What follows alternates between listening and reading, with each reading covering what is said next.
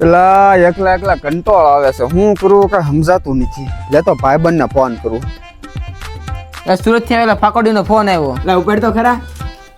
હાલો, ક્યાં છો? આ અમારી વાડીએ બેઠા. હા તો લે, હું આવું છું. મેગી અને ચોખા લેતા મેગી ભાત નો પ્રોગ્રામ કરી નાખ્યો. કાંઈ વાંધો નહીં, હાલ લેતો આવું. સુરત થઈને બહુ ફાકા મારશે, મારો એટલો પગાર છે, આમ છે ને તેમ છે. સુરત જતી વખતે ભાડાના વધ તો કરી નાખું.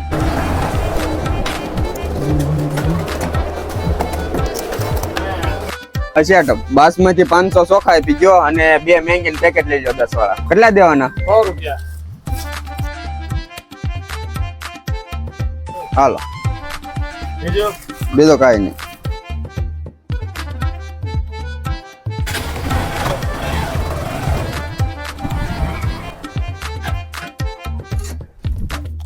એલા અહીંયા તો બધાય લાગે. હે, હાલો બધું તૈયાર કરો, હાલો જલ્દી. હાલો, આ બધું આ પીડું વેરણ શેરણ સાફ તો કરો યાર. તમે આવો પાડાની જેમ પડી ગયા બે.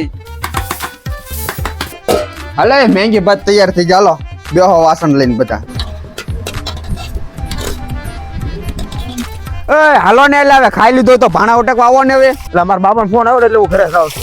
મારે એલા મહેમાન આવે એટલે હું ઘરે જાઉં છું. એટલે ભાઈ તો વાસણ ઉઠાઈ જ હું બે પાતા હું. મારા બધાય ખાઈને ખાઈને છટકી ગયા. એક તો લાવ્યો મારા પૈસા નું, બનાવ્યું મેં, ખાધું પાછું બધાએ ને બધાના વાસણે મારે ઉટકવાના. આજ ખબર પડી ગઈ કે ગામડા વાળા આરે બહુ ફાકા ફોજદારી ન કરાય.